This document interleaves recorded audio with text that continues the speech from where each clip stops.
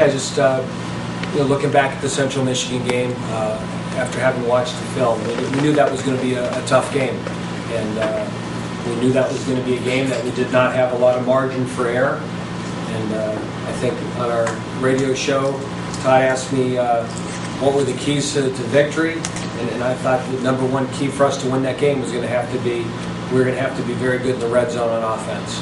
And I mean, the game clearly, from an offensive perspective, we lost that thing in the red zone.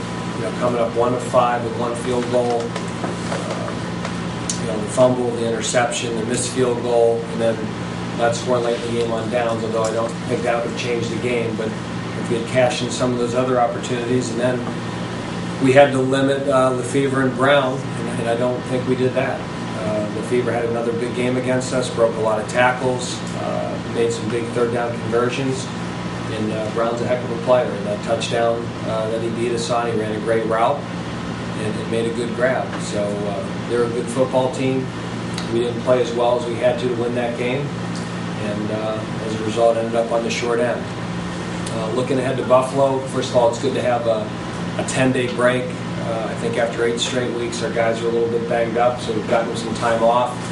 We'll get some extra preparation time for the Buffalo game, and this will be a good challenge for our guys. Buffalo is very similar to us.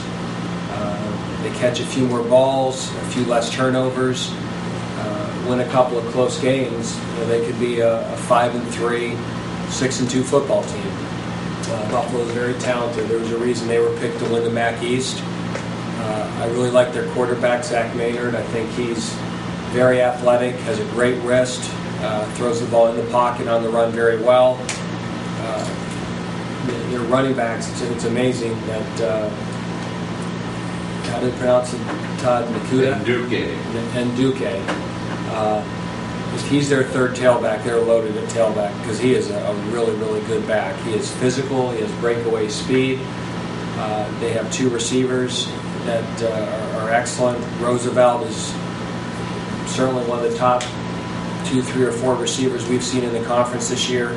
Hamlin's a good player, and Jesse Rack might be the best pass-catching tight end that we've defended yet this year.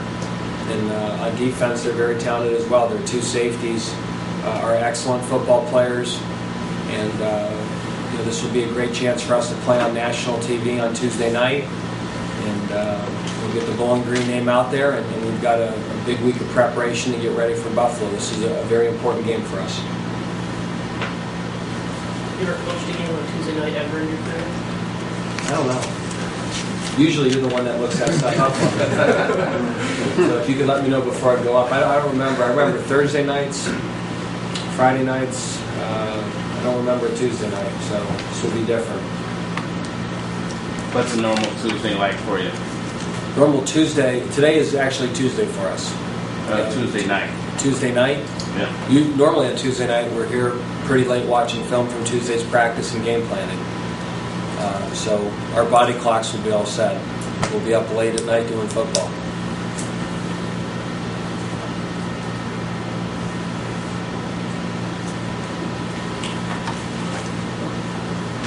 Without Natalie here, it loses a little spark, doesn't it? Sorry. It's where she fills in.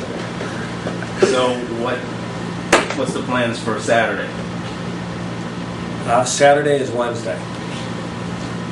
Okay?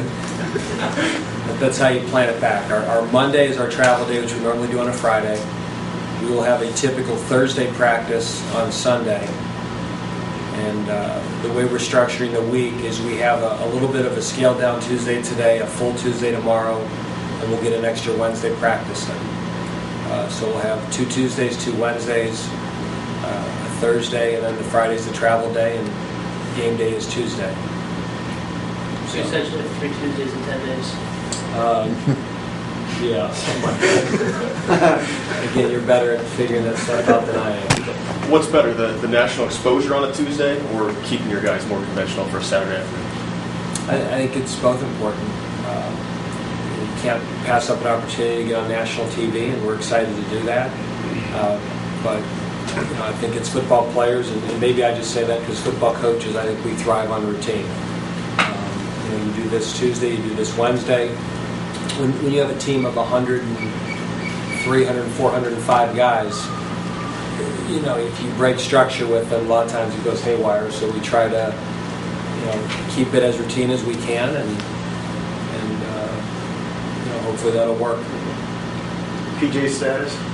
Right now, PJ is going to play. So we have him. He served his 6-game suspension. He's done everything that we've asked him to do, and he will practice with our defense today. After sitting out, not playing for 6 games, what do you expect from him on Tuesday? I mean, PJ's a good player. I expect that he'll play well, and he's been practicing the last 2 weeks. So hopefully a lot of the rust will be off. And I mean, he's a good player. Even after not playing for 3 weeks, he goes out in the field and he moves well and he understands the game, and you know, we're glad to get him back. Start? We're not sure yet. We're kind of going to split the reps, and you know, both he and Keith will run with the 1s, and they'll both run with the 2s, and we'll have packages that they both play. But I'm sure at the end of the night they'll both have played.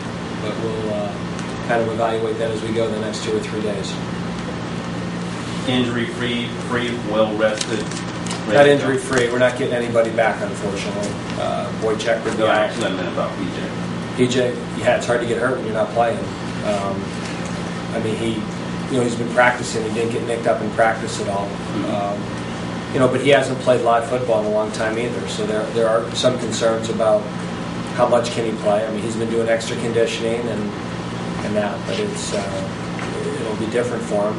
And again, we've got to do it. The extra long week helps from that perspective. That I think it'll help him get him ready. Mentioning Keith Morgan, what have you seen from him progression-wise since he took over for PJ? I mean, Keith, I've said this all along. Keith's a good player, and he's going to be a very good player here. You know, he kind of got thrown in there, and we asked him to do a lot. And at times he played really well, and at times, like any football player, he had some breakdowns. But I mean, sitting here, I'm really glad that we have Keith Morgan on our team for 2 more years. He's going to be a really good safety in this league. How much has the experience he's gained this year going to help him in the next 2 years playing here? I mean, it always helps a lot.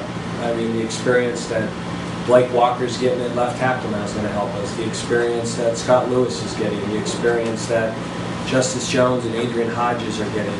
You know, those are all guys that are playing more this year than we anticipated because of a suspension or injuries.